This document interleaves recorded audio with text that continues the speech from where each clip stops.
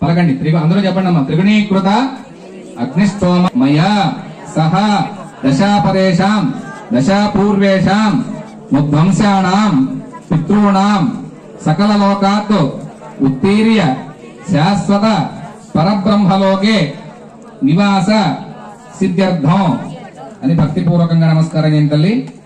ఓం సర్వమంగళ మాంగళ్యే శివే సర్వార్థ సాధికే శరణ్యే త్ర్యంబకే గౌరీ నారాయణ. మనకెట్ల గోత్రం ఉందో అదే విధంగా రాముల వారి గోత్రం కూడా ఉంది. ఆయన యొక్క తాతగారు ఎవరు, ఆయన యొక్క ముత్తాత గారు, ఆయన యొక్క వంశం ఏంటి అవన్నీ తెలుసుకున్నాం. అట్లానే ఇప్పుడు ఆ యొక్క సీతామహాదేవి గారి యొక్క గోత్రం ఏంటయ్యా అంటే ఆంగీరసాయాస్య గౌతమాత్రేయస్య ప్రణత గౌతమస గోత్రోద్భవస్య గౌతమస గోత్రోద్భవి. అమ్మవారు ఎవరి అంటే గౌతమస గోత్రోద్భవి. స్వర్ణ రవ మహారాజవర్మనో నప్రేయం. స్వర్ణరవ మహారాజు గారి యొక్క ముని మనవరాలైనటువంటి రస్వరవ మహారాజు గారి యొక్క పౌత్రీం మనవరాలు. అదే విధంగా జనక మహారాజు వర్మన పుత్రీం. జనక మహారాజు గారి కుమార్తెనటువంటి చిరంజీవి లక్ష్మీ సౌభాగ్యవతి అఖిలాండ కోటి బ్రహ్మాండ నాయకి తత్వాతీతాం సచ్చిదానంద రూపిణి చంద్రవంశ ప్రదీపికాం. చంద్రవంశ ప్రదీపికాం శ్రీ మహాసీతానాంనీం కన్యాం.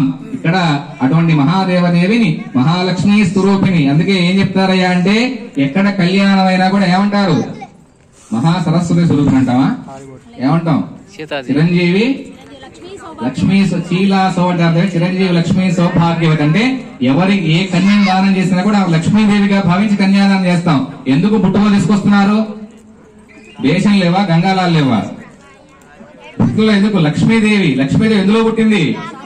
తామరపు పాల సముద్రంలో కమలం పూలో పుట్టింది కాబట్టి అందుకే ఆ కన్యాదానం చేసేటువంటి ఆ యొక్క యజమానులు కూడా ఆ కన్యని గంపలో తీసుకొని వచ్చి శశాస్త్రోక్త రీతిలో ఆ పుష్పంలో కూర్చుండబెట్టినట్టుగా భావించి ఆ లక్ష్మీదేవిగా భావించి ఏం చెప్తారు అక్కడ?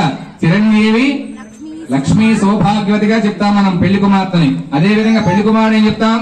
చిరంజీవి మహావిష్ణు స్వరూపుడుగా భావిస్తా. అంటే మహావిష్ణు స్వరూపుడు ఆ యొక్క స్వామి వారికి అంటే ఆ యొక్క అబ్బాయికి ఆ మహావిష్ణు స్వరూపుడు ఆ యొక్క రాముల వారికి మహావిష్ణు మహాలక్ష్మీ స్వరూపుడైన చిరంజీవి మహాలక్ష్మీ స్వరూపుడు సీతాదేవిని కన్యాదానంగా సమర్పించాం.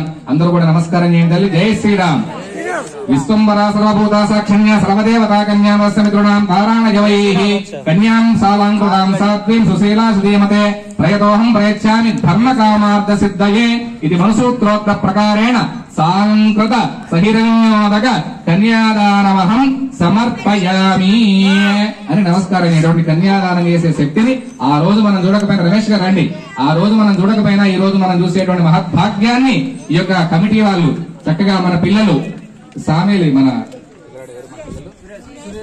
సురేష్ అందరూ పేరు పేరు నాకు ఎవరి పేరు తెలియదు, దయచేసి అందరికి కూడా అటువంటి శక్తిని అప్పటికప్పుడు అనుకున్న అయ్యగారు చిన్న స్టేజ్ వేసా మీరు తప్పకుండా రావాలంటే నాకు చాలా బిజీ కాదని మీరు రావాల్సిందని పట్టుబట్టి ఎక్కడో ఉన్నటువంటి కళ్యాణ మహోత్సవాన్ని ఇంత వీరు విందుగా బ్రహ్మాండంగా జనసంద్రోహంగా చేసే సంవత్సరాలు కంటిన్యూగా అటువంటి శక్తిని కలిగి సపడబడాలి. అటువంటి శక్తిని మీ అందరికీ భగవంతుడు ఎల్లవేళ సర్వకాల సర్వావస్థల యందు ప్రసాదించాలని ఆచంద్రదారార్కం నమస్కారం చేసుకోండి. ఎందుకంటే యద్భావం తద్భవతి. మనం ఏదైతే నమ్ముతామో ఖచ్చితంగా అవుతాం. ఎందుకంటే ఏదైనా మనిషితోనే సాధ్యం. ఎవరైనా సరే కేసీఆర్ అయినా కూడా అమ్మాయి ఎక్కడ కూడా ఇబ్బంది పడలే. అడవిలో కాదు, పెద్ద పెద్ద బంగ్లాలో ఉన్నా అక్కడ పట్టాభిషేకంలో రాజు రాణిగా ఉన్నా ఇబ్బంది పడలే. ఇక్కడ అడవిలోకి వచ్చి ఉన్నా కూడా ఇబ్బంది పడింది అమ్మాయి. ఏ రామా నన్ను ఎందుకు అడవిలో తీసుకొచ్చని చెప్పిందా సీతాదేవి? ఎక్కడ అంటే అలాంటి సందర్భం వచ్చినా ఉండాలి, ఒకవేళ ఇలాంటి సందర్భం వచ్చినా తల్లి ఉండాలమ్మా అని దాని భావన అన్నమాట. అన్నదమ్ములు ఎక్కడ విస్మరించలే. తండ్రి మాటను నానా ఈ రోజు తెల్లారి పట్టాభిషేకం ఉన్ననగా వెంటనే ఇమీడియట్ గా నువ్వు అడవికి వెళ్ళాలని ఆర్డర్ వేయగానే ఎటువంటి చూడలే రాముడు, వెంటనే వెళ్ళినలేడా? నాన్నగారి యొక్క మాటను గౌరవించేటువంటిది ఏందయ్యా అంటే రామాయణం. భార్య ఎట్లా ఉండాలని చెప్పేది రామాయణం, అన్నదమ్ములు ఎట్లా ఉండాలని చెప్పేది రామాయణం. కాబట్టి అందుకే రాముడు ఆచంద్రగారు రాముడు ఎందుకు మనకి యుగ పురుషుడు అయింది అంటే అటువంటి రామనామతత్వం అంటే ఆ రాముల వారి పేరు చెప్తేనే అంత మహద్భాగ్యం. కాబట్టి ఆ స్వామి ఆ మానవుడే మనకి ఆ మాధవుడై ఏం చేశాడు కాబట్టి అటువంటి రామనామతత్వాన్ని మనందరం కూడా చక్కగా ఆచరించాలని అటువంటి శక్తిని ఆ భగవంతుడు మనకు ప్రసాదించాలని వేడుకుంటూ అందరూ కోరుకుంటాలి. జై శ్రీరామ్. చిన్నవాటి చిన్న వాటికి